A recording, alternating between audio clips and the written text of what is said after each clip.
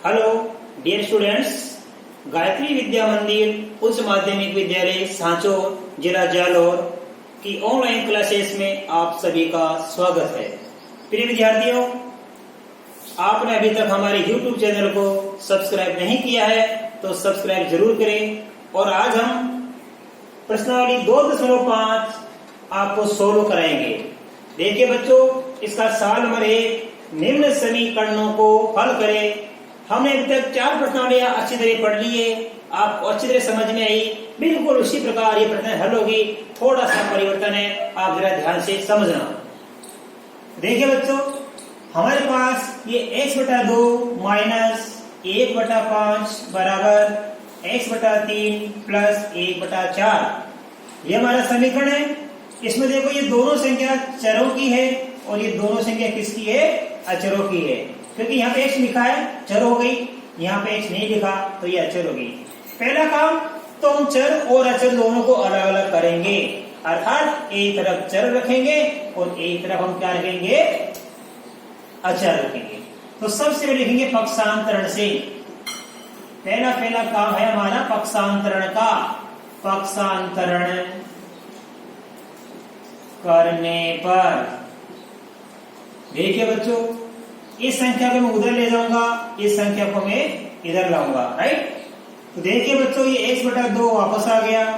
अब इसका चूंकि पक्षांतरण होना है, ये उधर जानी है तो ये प्लस की बन जाएगी, लेकिन इसको भी हम नहीं लिखेंगे, ये तो उधर जाएगी। हम लिखेंगे x/3। ये x/3 प्लस का है, इधर आएगा तो माइनस का बन जाएगा, राइट। बराबर का बराबर। अभी लिखेंगे 1/4। अभी माइनस का 1/5 उधर जाएगा तो प्लस का बन जाएगा 1/5। तो ये प्रथम चरण आपके समझ में आ गया, प्रथम पंक्ति आपके समझ में आ गई, या फर्स्ट स्टेप आपके समझ में आ गई। हमने पक्षांतरण कर दिया, ये संख्या उधर गई तो प्लस की बन गई और x/3 इधर आया तो माइनस का बन गया। अब देखो बच्चों, इन सभी संख्याओं को, चूंकि बटा की संख्या गई, इन हरों का लसब लेके देखेंगे और इन सभी संख्याओं को लसब से गुणा कर देंगे हमेशा। जब भी बटा का कोई समीकरण आता है तो आप उनका लसब लेके देख लिया करो, और जो भी लसब आता है उस समीकरण को लसब से गुणा कर दिया करो। मतलब सभी संख्याओं को लसब से गुणा कर दिया करो। तो 2, 3, 4, 5 का लसब लेंगे। देखो 2, 3, 4, 5, सबसे 2 का भाग देंगे। 2 में एक बार जाता है, 3 में जाता नहीं, 4 में 2 बार जाता है, 5 में जाता नहीं। अब चूंकि तीनों भाज्य संख्या है तो ये वापस आ जाएगा। देखो 2 का भाग देंगे, ये 3, ये 1, ये 5, क्योंकि 2 में 2 का भाग एक बार जाता है। फिर 3 का भाग देंगे, ये 1, 3 में 3 का भाग एक बार जाता है, 5 में नहीं जाता। फिर देखो यहाँ पे 1 और 5 का एक बार जाता है। इन सबको गुणा कर लेंगे, इन सबको क्या कर लेंगे? गुणा। 2 दूनी 4, 4 × 12, 12 × 5 = 60। तो हमने देख लिया यहाँ पे लसब कितना प्राप्त हो गया बच्चों? 60 प्राप्त हो गया। आप इस पूरे समीकरण को 60 से गुणा कर देना। तो लिखना पड़ेगा हमको, समीकरण को 60 से गुणा करने पर। अब देखिए बच्चों, आप इसको भी 60 से गुणा करूंगा। 60 गुणा ये x/2 माइनस, फिर ये 60 गुणा x/3, फिर ये 60 गुणा 1/4, फिर ये 60 गुणा 1/5, राइट। हमने x/2 को देखो, x/2 को 60 से गुणा कर दिया, x/3 है, इसको 60 से गुणा कर दिया, 1/4 को भी 60 से गुणा कर दिया, 1/5 को भी हमने 60 से गुणा कर दिया। अब इससे क्या होगा? इस संख्या कट जाएगी। देखो 2 × 1 = 2 और 2 का भाग दिया 30 बार, 3 × 1 = 3, 3 का भाग दिया 20 बार, 4 × 1 = 4, 4 का भाग दिया 15 बार, 5 × 1 = 5, 5 का भाग गया 12 बार। अब यहां बच गया, देखो हमारे पास 30 गुणा x माइनस 20 गुणा x, इधर बच गया हमारे पास 15 गुणा 1 और 12 गुणा 1। नीचे से एक एक एक आ गया, ऊपर की संख्या बच गई। अब गुणा कर लेंगे बच्चों, 30 को 1 से गुणा करो 30x, 20 को 1 से गुणा करो 20x, 15 को 1 से गुणा किया 15, 12 को 1 से गुणा किया 12। अब 30x माइनस 20x कितना बच जाता है 10x। 15 प्लस 12 जोड़ेंगे कितना हो जाएगा 27। तो 10x बराबर कितना प्राप्त हुआ 27 प्राप्त हुआ। अब हमें x का मान क्या करना है, तो x का गुणा कितने से हो रहा है 10 से, तो ये गुणा है तो गुणा का क्या बन जाता है भाग, ये 10 का भाग देंगे 27 में, इसलिए x बराबर 27/10। अब यदि संख्या कटती तो हम काट दे, ये संख्या कटती नहीं है बच्चों, तो हमारा उत्तर आ गया x बराबर 27/10। ये हमारा पहला सवाल हमने सोल्व कर लिया। अब इसके बाद हम आगे बढ़ते हुए सवाल नंबर 2 को सोल्व करेंगे। देखिए सवाल number 2, n/2 minus 3n/4 plus 5n/6 बराबर 21। तो बच्चों ये सवाल कुछ हद तक तो सरल हो गया, इसमें हमको पक्षांतरण करने की आवश्यकता नहीं है। क्यों नहीं है, क्योंकि ये n n n सभी चर एक तरफ हैं और ये अचर दूसरी तरफ है, राइट। तो इसे पक्षांतरण तो हमको करने की आवश्यकता नहीं है। हम सीधे ही इस समीकरण को किससे गुणा करेंगे, 2 4 6 का लेसअप लेके जो लेसअप आएगा उस लेसअप से गुणा करेंगे। तो लेसअप लेके देखो भी बताया था हमने 2 4 6। सबसे पहले 2 का भाग देंगे, 2 में 2 का भाग 1 बार जाएगा, 4 में 2 का भाग 2 बार, 6 में 2 का भाग 3 बार, फिर 2 का भाग देंगे 1 बार, 2 में 2 का भाग 1 बार, 3 का 3। अब 3 का भाग देंगे तो देखो 2 गुणा 2 गुणा 3, 2 दूनी 4, 4 की 12, राइट। 2 को 2 से गुणा किया 4, 4 का भाड़ा 3 हो गए 12। तो हमको मालूम पड़ गया कि इसका लेसअप क्या प्राप्त होगा, 12 प्राप्त हो गया। अर्थात इस पूरे समीकरण को हम 12 से गुणा करेंगे। तो लिखना पड़ेगा समीकरण को 12 से गुणा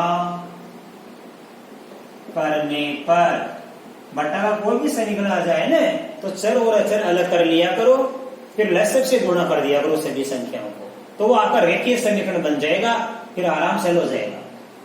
अब देखो बच्चों कैसे हल करेंगे, n/2 इसको 12 से गुणा कर दो आप, राइट, माइनस फिर इसको 12 से गुणा करेंगे, 12 गुणा ये हमारे 3n/4। अब चाहे 3n/4 यहाँ आप पहले लिख सकते हो और 12 को बाद में भी लिख सकते हो, कोई फर्क नहीं पड़ता है। चाहे 12 पहले लिखो चाहे 3n/4 पहले लिखो, कोई फर्क नहीं पड़ता है। इसी तरह अगर यहाँ n/2 पहले लिखो और 12 को बाद में लिखो तो भी कोई फर्क नहीं पड़ता है। अब देखो ये 12 का गुणा करेंगे, 12 गुणा 5n/6, फिर ये 12 गुणा 21। ठीक है, ये पहली स्टेप आपको अच्छी तरह समझ में आ गई। अब हम लोग आपको क्या कहा था, जैसे ही समीकरण को लेसअप से गुणा करते हैं तो ये संख्या कट जाती है। अब देखो 2 एकम 2, 2 का भाग 6 बार, 4 एकम 4, 4 का भाग 3 बार, 6 एकम 6, 6 का भाग 2 बार, राइट।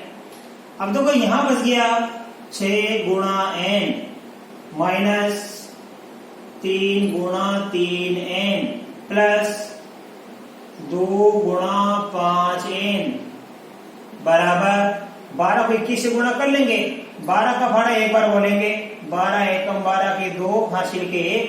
अब 12 का भाड़ा 2 बार बोलेंगे, 12 दूना 24 और 1 25। अब देखिए बच्चों क्या प्राप्त होता है, 6 को n से गुणा करेंगे हम तो ये बन जाएगा 6n, 3 को 3n से गुणा करेंगे तो ये बन जाएगा 9n, प्लस 2 को 5n से गुणा करेंगे तो ये बन जाएगा 10n, बराबर 252। अब देखो बच्चों, ये 6n माइनस का 9n प्लस का 10n, कुछ संख्या इसमें प्लस की और कुछ माइनस की है, तो पहले प्लस प्लस की जोड़ लो इकट्ठे लिख के। 6n साथ में तो प्लस का 10n माइनस का 9n बराबर 252।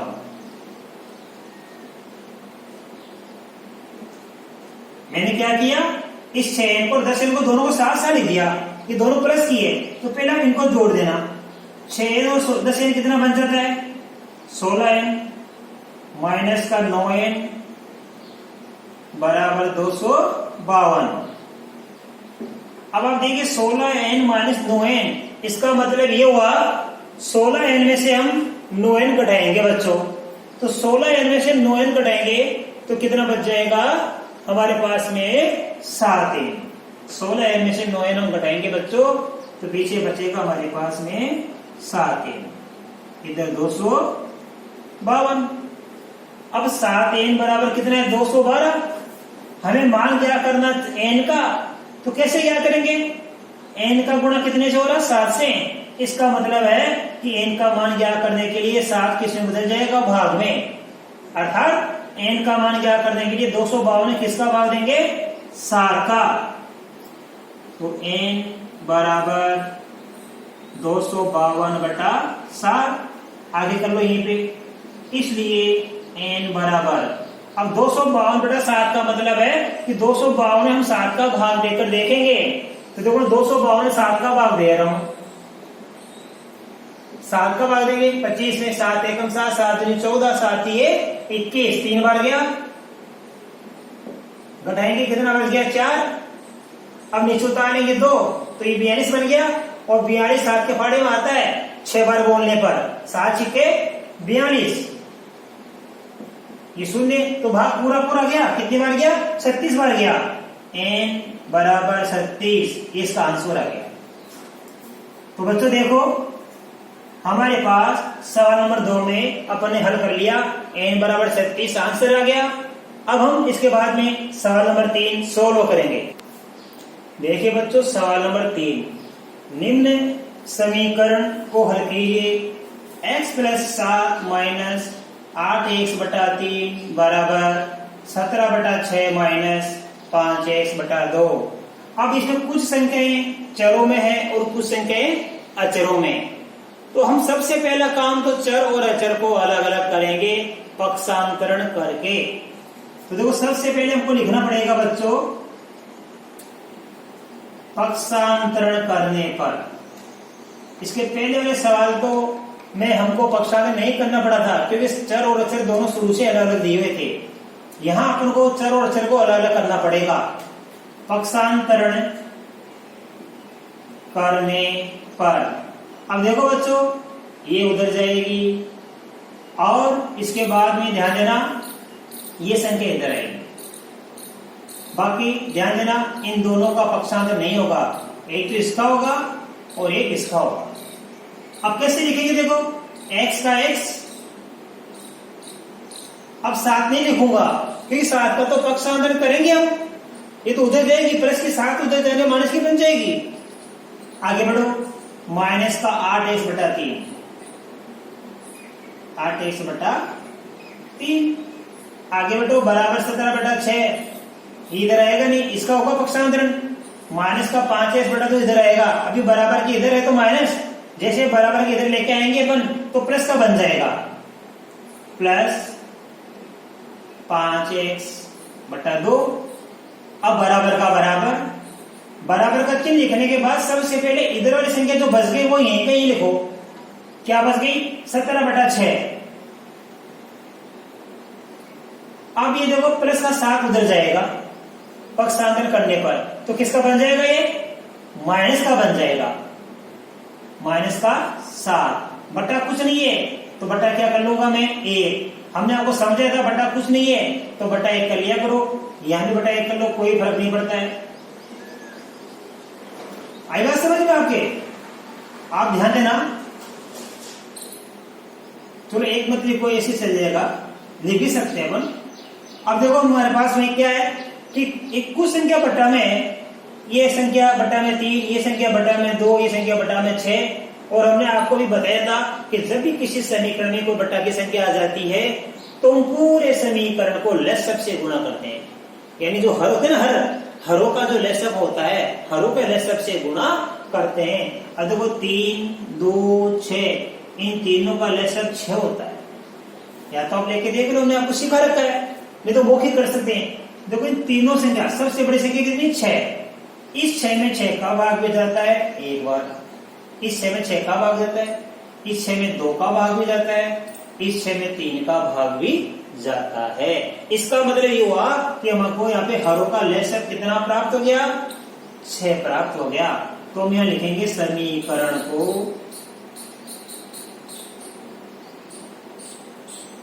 कितने से गुणा करेंगे? 6 से। 6 से गुणा करने पर अब हम पूरी समीकरण को 6 से गुणा करेंगे बच्चों। देखिए, इसको भी 6 से, इसको भी 6 से, इसको भी 6 से और इसको भी हम 6 से गुणा करेंगे। तो ध्यान को देखो, इसको 6 से गुणा करेंगे, 6 गुणा x माइनस इसको भी 6 से गुणा करेंगे, 8x बटा 3 है ये हमने 6 से गुणा कर दिया, प्लस 5x बटा 2, इसको भी 6 से गुणा कर दिया, बराबर 17 बटा 6, इसको भी 6 से गुणा कर दिया, माइनस का कितना 7, इसको भी हमने 6 से गुणा कर दिया। अब देखो ध्यान से, इसको 6 को 1 से गुणा करने में क्या प्राप्त होता है? 6x माइनस, अब देखो 3 एकम 3, 3 दूनी 6, 2 बार गया। अब 8x को 2 से गुणा कर लेंगे, तो 8x को 2 से गुणा करने में कितना बन जाएगा? 16x, 2 एकम 2, 2 का भाग दिया 3। अब 5x को 3 से गुणा करेंगे तो 5 का बड़ा 3 में बोलेंगे 15, ये हो गया 15x, बराबर 6 से 6 कट गया तो 17, माइनस 7 को 6 से गुणा करेंगे तो 42। ये हमने लसअप से गुणा बच्चों कर दिया। अब आप ध्यानपूर्वक समझिए बच्चों, जैसे अभी सभी संख्या को लसअप से गुणा कर दिया तो हम जोड़ बाकी करेंगे। अब देखो, ये 6x प्लस के, 16x माइनस के, 15x प्लस के हैं, तो आप क्या करेंगे? सबसे पहले देखो, ये 6x का 6x इन दोनों के साथ लगाओ, ये माइनस की और ये प्लस की, तो माइनस का 16x है, प्लस का 15x है, ध्यान देना। तो इन दोनों को जोड़ेंगे तो माइनस का x बचेगा, ये क्या बचेगा? माइनस का x, बराबर। अब ध्यान दीजिए, 17 माइनस 42, एक संख्या माइनस के प्लस की है तो बाकी कर देंगे, 42 में 17 गया, कितना बचता? 25। ये हमको कितना प्राप्त हो गया? 25। 42 में से 17 गया तो कितना बचता? 25, माइनस का बचेगा। आगे देखो, 6x माइनस 1x, तो ये बच गया 5x, बराबर माइनस का 25। अब देखो 5x का मान माइनस 25 प्राप्त हो गया, हमें मान क्या करना है? x का, तो x का गुणा 5 से हो रहा है तो 5 का भाग लगाएंगे माइनस 25 में, इसलिए x बराबर माइनस के 25 बटा 5। इसलिए ध्यान देना, x बराबर, अब देखो 25 से 5 का भाग कितनी बार जाता है? 5 बार, तो उत्तर आ गया -5। ये हमने भाग दे दिया, x बराबर कितना प्राप्त हो गया? माइनस हमको 5 प्राप्त हो गया। और मैं आशा करता हूं बच्चों कि आज बताए गए तीनों ही सवाल आपको अच्छी तरह समझ में आए होंगे। आप इनको अपने जो नोटबुक बनाई आपने मैथमेटिक्स की, उसमें उतारना, समझना, और प्रैक्टिस के लिए आप इन्हीं सवालों को बिना देखे अपनी रफ नोटबुक में सोल्व करके देखना, और कोई चीज समझ में नहीं है उसको आप नोट करके देखना और पुनः उसका अभ्यास करना। बाकी जो हमारे सवाल हैं अगले, वो अगले वीडियो में आपको कर सिखाएंगे। धन्यवाद।